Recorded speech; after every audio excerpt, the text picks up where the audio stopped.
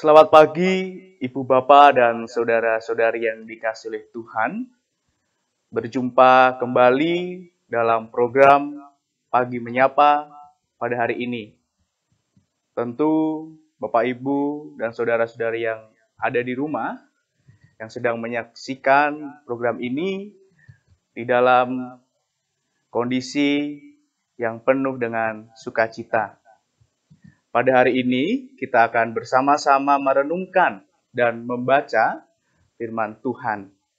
Sebelum itu, mari kita bersatu di dalam doa, kita berdoa. Terima kasih ya Tuhan untuk berkat anugerah-Mu. Ketika kami saat ini masih bisa merasakan karunia Tuhan. Dalam kehidupan kami, Engkau tuntun, Engkau sertai di dalam lika-liku kehidupan kami. Jika sebentar Tuhan, kami akan bersama-sama membaca dan merenungkan firman-Mu. Biarlah apa yang kami renungkan bersama menjadi dasar untuk kehidupan kami. Bersabdalah Tuhan, kami siap mendengarkan. Amin. Ibu Bapak dan saudara-saudari yang dikasihi oleh Tuhan, firman pada hari ini terambil dari Mazmur 34, ayatnya yang ke-9.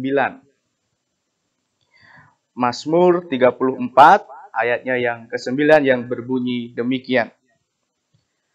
Kecaplah dan lihatlah betapa baiknya Tuhan itu.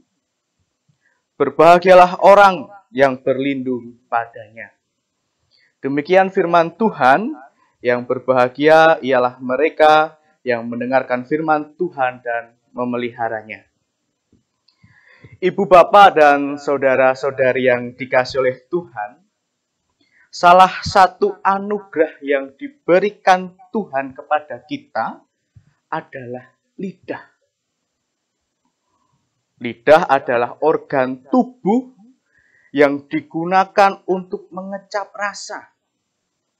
Apakah makanan yang masuk ke dalam mulut kita itu rasanya asin, manis, pahit, gurih, atau hambar, atau asam, atau mungkin ada rasa-rasa yang lain.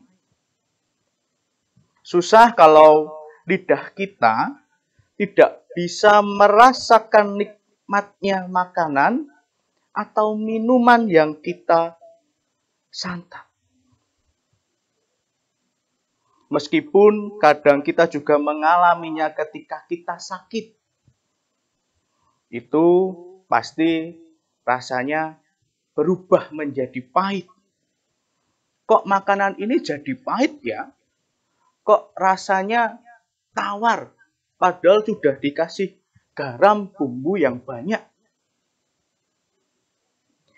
Tidak hanya itu ibu bapak dan saudara-saudari yang dikasihi oleh Tuhan. Dengan lidah kita dapat mengunyah sedemikian rupa menjadi lembut dan menjadi lunak yang tadinya kasar mungkin menjadi lunak dan menjadi lembut, kemudian kita telan. Bahkan ada nasihat yang semestinya kita lakukan. Tentu Bapak Ibu dan saudara-saudari yang menyaksikan tentu sudah tahu kalau mengunyah makanan itu semestinya 32 kali untuk membantu proses pencernaan. Meskipun realitanya kita tidak sadar melakukannya itu kadang baru 3 atau sampai 4 kali itu sudah ditelan. Saya pun kadang kalau kondisi lapar pun tidak pernah menghitung jumlahnya. Yang penting masuk mulut, kunyah, telan. Kalau kita makan, kita mengecapnya di samping membantu proses pencernaan. Sebenarnya ketika proses kita mengecap itu, kita bisa menikmati makanan tersebut. Apakah rasanya itu nikmat, rasa bumbu-bumbunya yang ada di dalam masakan itu tajam atau kurang atau apa, atau tekstur makanannya yang kita nikmati itu lembut atau keras dan lain sebagainya. Demikian juga ketika kita minum. Kalau saya itu minuman favoritnya kopi. Ketika minum kopi itu tidak langsung kita minum begitu saja. Tentu kita menghayati proses aromanya yang harum, seperti apa, rasa pahitnya itu seperti apa, dan lain sebagainya. Bagian firman Tuhan yang kita baca saat ini, rupanya pemazmur mengajak kita untuk mengecap. Ayat tadi mengatakan, kecaplah betapa baiknya Tuhan itu. Apa maknanya? Ayat tadi mengatakan, kecaplah betapa baiknya itu mempunyai makna mengecap seperti tadi yang sudah saya ungkapkan. Berarti kita itu merasa-rasakan atau menikmati. Seperti halnya makanan tidak langsung ditelan, seperti halnya minuman yang kita nikmati seteguk demi seteguk. Ketika pemazmur mengatakan, kecaplah betapa baiknya Tuhan itu. Apakah pengalaman pemazmur pada saat itu sedang dalam keadaan menyenangkan? Apakah perjalanan hidupnya itu lancar-lancar saja? Apakah semua rencana itu beres? Tentu saja tidak.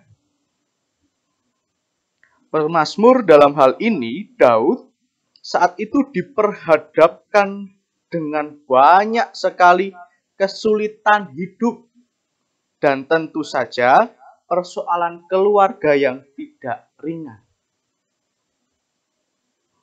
Namun di tengah situasi yang tidak mudah itu, Daud mengajak kita untuk menikmati proses. Daud mengajak kita untuk harus dijalani. Memang ketika kita sakit, pengalaman sakit itu kalau kita kadang kalau kita sakit menjadi sensitif. Kadang kalau kita sakit membuat kita tak berdaya. Atau bahkan membuat kita gagal. Nah, berbicara gagal, kalau kita gagal itu, kalau kita telan mentah-mentah, rasanya membuat kita kecewa, putus asa, merasa tidak berarti, dan kita bisa menyalahkan orang lain. Kenapa kok orang lain yang menang, saya kok yang kalah? Ketika kita dimusuhi, pengalaman itu, kalau kita telan mentah-mentah, rasanya membuat kita marah dan ingin membalasnya. Tetapi ketika kita menghadapi semua itu, dan kita mengecap dalam perspektif kebaikan Tuhan, kita akan merasakan rahmat-Nya. Kita ikhlas menerimanya, semua itu dalam proses menikmati ini membuat kita bisa merasakan betapa baiknya Tuhan itu. Sakit yang kita alami ketika mencoba untuk mengecapnya, bukankah itu menyadarkan kita akan keterbatasan kita? menyadarkan kita untuk semakin berserah kepada Tuhan dan menyadarkan kita untuk bersyukur atas perhatian orang yang ada di sekitar kita.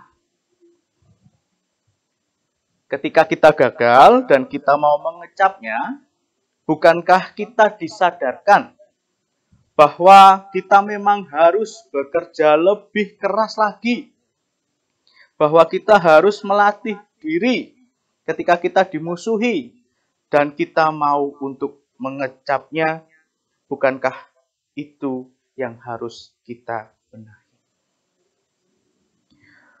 Pengalaman dimusuhi menjadi kesempatan kita untuk belajar mengampuni dan mempraktikkan kasih yang sejati.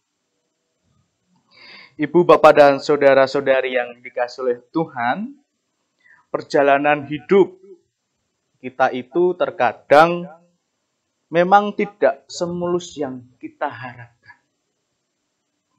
Namun ketika kita mengecap kebaikan Tuhan dalam setiap pengalaman-pengalaman yang dibingkai dalam penyertaan Tuhan, kita akan merasakan betapa baiknya Tuhan itu.